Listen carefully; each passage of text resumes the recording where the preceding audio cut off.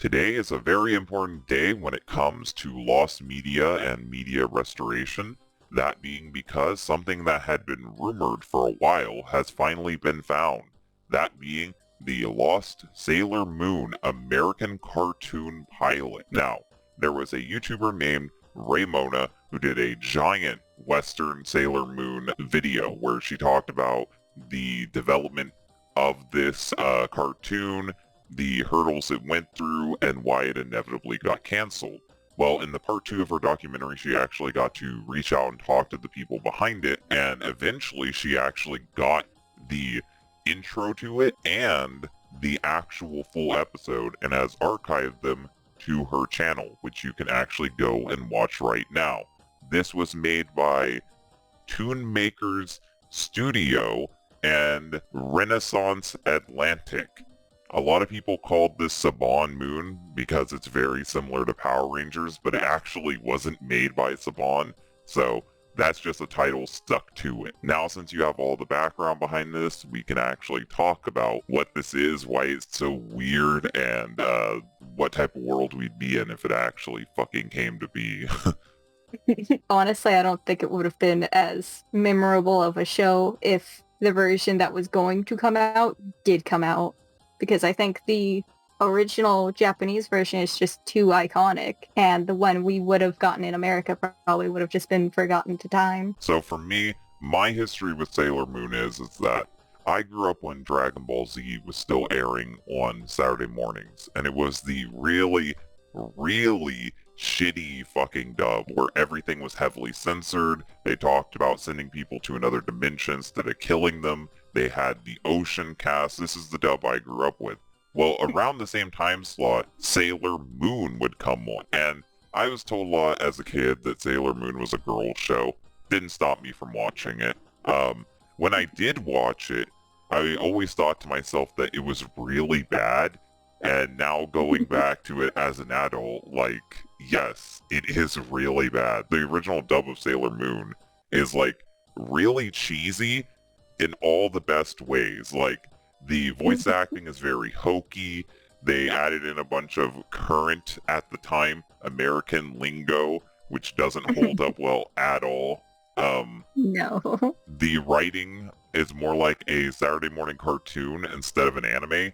It's about at the same level as, like, the early Inuyasha dub, Sonic X, Pokemon. It's like, it's not terrible, but it is a bastardization of the original material, which is why people wanted it to be redubbed and people wanted a whole new anime altogether, because for all the reasons I like it, there's probably people who hate it for those exact reasons. And just because I can enjoy something that's cringy doesn't mean that everyone else is going to enjoy it. Yeah, exactly.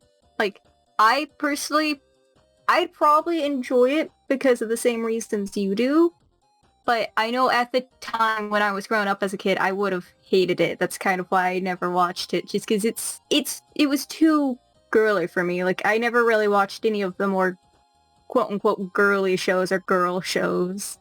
And I always think that's stupid, but either way, I don't have much history with it, but I do like that we do have this lost pilot now to look at and compare to what we could have had versus what we do have. Now, It's since really we're interesting getting look. into that, let's talk about what really sets us apart from the final fucking show. So, the animation looks more like She-Ra than anything Sailor Moon. They have weird human proportions.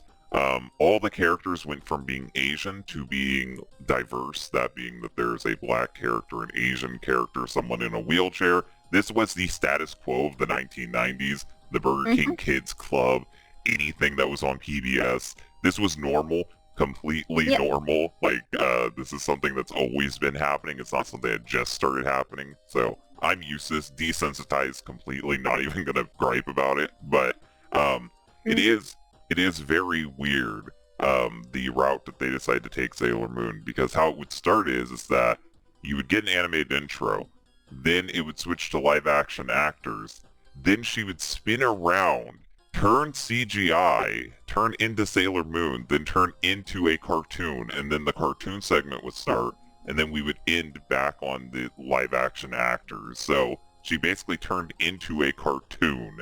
So it was trying to mix She-Ra with Mighty Morphing Power Rangers, which is a very weird combo. Yeah, I honestly, looking at it, I think I would have enjoyed it just because I think it would have been really cringy. But I think as a whole, the show would not have really been a good show. Because it has some weird aesthetic to it that I like, but really hate at the same time. It's just that overall overly girly 90s thing to it that I personally don't care for. Well, this show, I think if it came out, it would have been forgettable. It probably would have sold more toys, but I don't think it would have the cult following it does now. And I think that the best thing it ever did was disappear off of the face of the earth. I commemorate everyone who went through all the effort to find this. I'm glad that it is preserved, but I am also really glad that they decided to go the cheap route and just dub the anime that everyone wanted, even if the dub wasn't that bad. And even though they canceled it pretty early, brought it back and then canceled it again because it got too progressive for them. That's a whole nother story in of itself. Look up the history of Sailor Moon if you want to know what I'm talking about. But yeah, Sailor Moon, I'm glad that this is found. If there's any lost media in the future, I will definitely do a video on that because I am heavily into lost media searches. I spend way too much time on this shit, and I spend way too much time following this